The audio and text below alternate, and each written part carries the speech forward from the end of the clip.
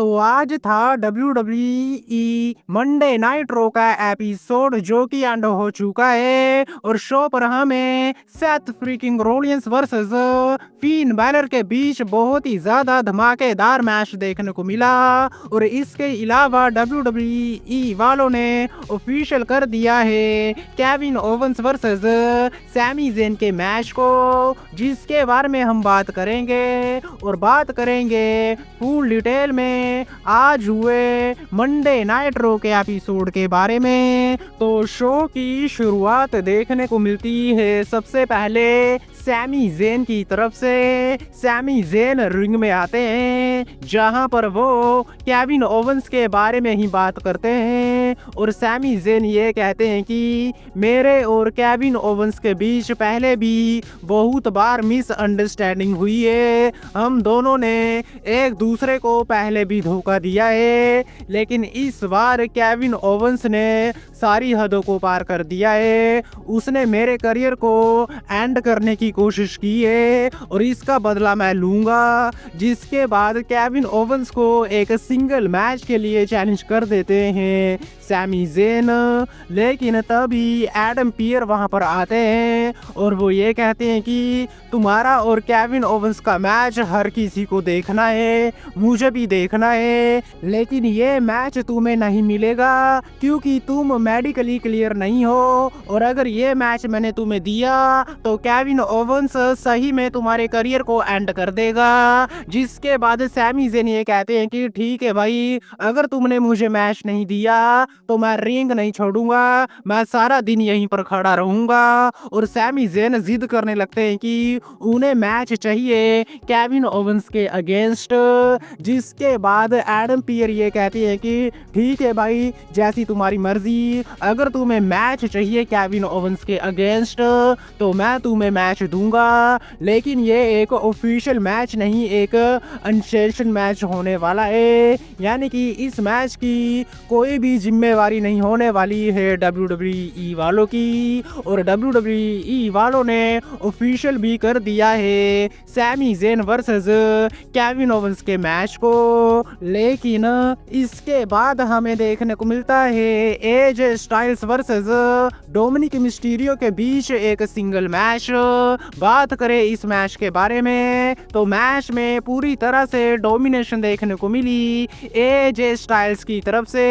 Ring side पर कार्लिटो भी आते हैं और वो इस मैच में डिस्ट्रैक्ट करने की कोशिश करते हैं एजे स्टाइल्स को, लेकिन इसका कुछ फायदा होता है नहीं और in the end AJ Styles Styles Clash लगा देते हैं डोमिनिक मिस्टीरियो के ऊपर और पिन करके एजे स्टाइल्स इस मैच को जीत लेते हैं। लेकिन मैच के बाद ब्रॉन ब्रेकर आ जाते हैं और वो स्पीयर मारने की ट्राई करते हैं एजे स्टाइल्स के ऊपर, लेकिन एजे स्टाइल वहां से बचते हैं और वो स्पीयर जाके लगता है डोमिनिक मिस्टीरियो को। जिसके बाद एजे स्टाइल्स ने पिछवाड़े पे लात मार कर भगा दिया ब्रॉन ब्रेकर को और ब्रॉन ब्रेकर रिंग साइड पर जाकर गिरते हैं और इन दी एंड रिंग में स्टैंड होल देखने को मिलता है एजे स्टाइल्स की तरफ से। और अब हमें फ्यूड देखने को मिलेगी ब्रॉन ब्रेकर और एजे स्टाइल्स के बीच, और क्या पता एलिमिनेशन चैम्बर 2025 या फिर रेसलमेनिया में इन दोनों के बीच मैच भी करवा दे WWE वाले। इसके बाद हमें डकोटा काई वर्सेस आईवी नाइल के बीच मैच देखने को मिलता है जो कि नंबर 1 कंटेंडरशिप मैच था वुमेन्स इंटरकॉन्टिनेंटल चैंपियनशिप के लिए। बात करें इस मैच के बारे में तो आईवी नाइल की तरफ से हमें मैट रेसलिंग देखने को मिली। इस मैच में बहुत ही अच्छा परफॉर्मेंस हमें देखने को मिला आईवी नाइल की तरफ से, लेकिन इन दी एंड डकोटा काई ने अपना फिनिशर लगा दिया आईवी नाइल के ऊपर और पिन करके इस मैच को जीत लिया।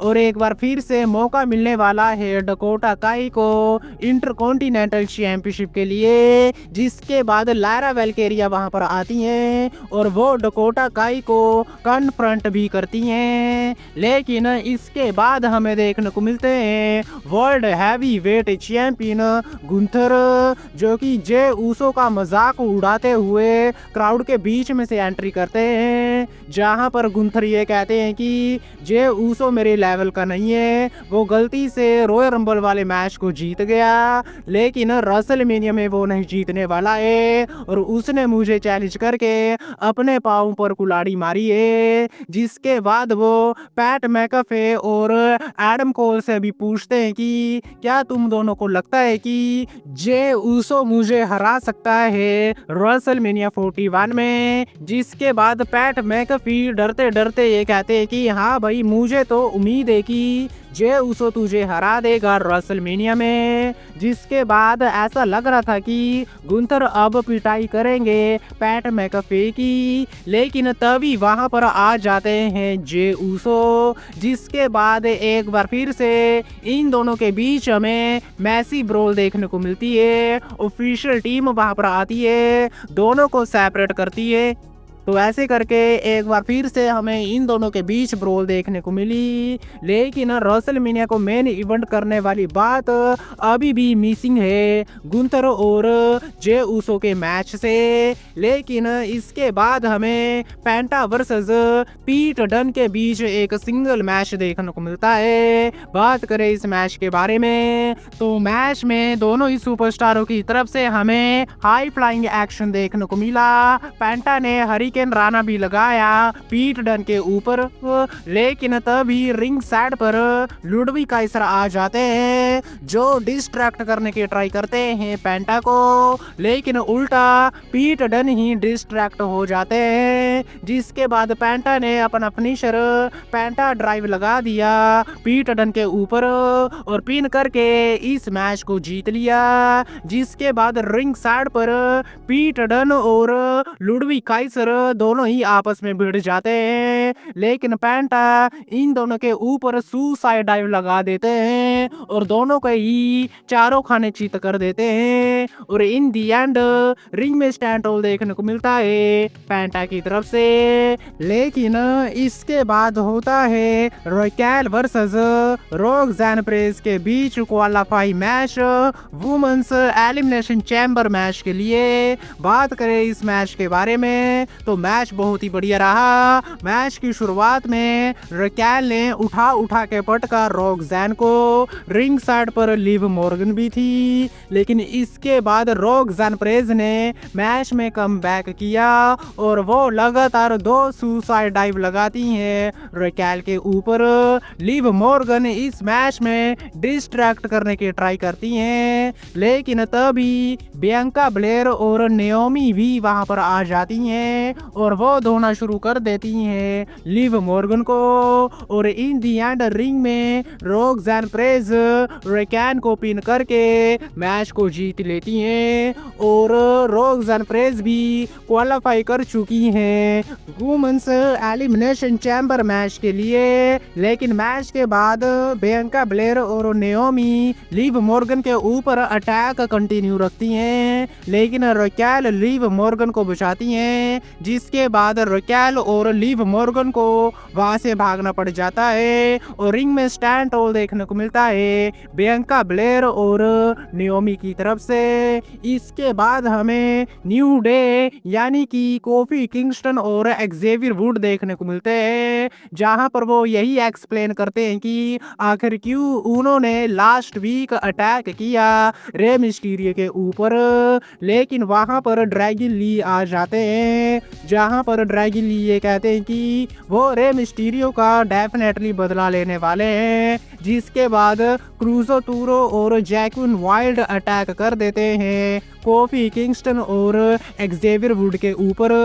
ड्रैगन ली ने भी अटैक किया न्यू डे के ऊपर, जिसके चलते कोफी किंगस्टन और एक्जेवियर वुड को वहां से भागना पड़ जाता है। लेकिन बात करें शो के मेन इवेंट के बारे में, तो यहाँ पर हमें देखने को मिलता है Seth freaking Rollins versus Finn Balor के बीच qualify match, men's Elimination Chamber match के लिए। बात करें इस मैच के बारे में, तो मैच सही में बहुत ही ज्यादा कमाल का था। दोनों ही सुपरस्टारों की तरफ से हमें सुसाइड डाइव देखने को मिली, रिंग साइड पर हमें कमाल का एक्शन देखने को मिला इन दोनों सुपरस्टारों के बीच। और इसके अलावा फिन बैलर ने अपना सुपर किक और कूदे ग्राफ भी लगाया सेथ फ्रीकिंग रोलिंस के ऊपर, लेकिन लगातार क्लोज किक आउट हमें देखने को मिला दोनों ही सुपरस्टारों की तरफ से।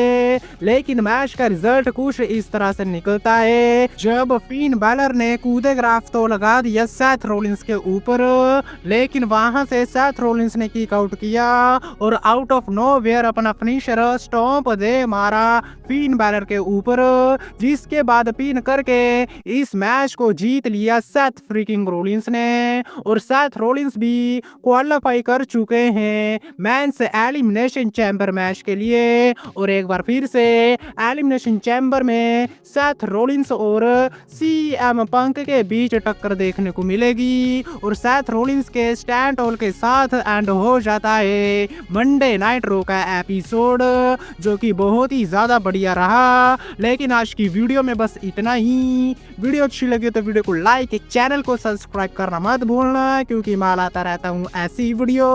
तब तक के लिए टिल देन मिलते हैं नेक्स्ट वीडियो में काफी ज्यादा जल्दी।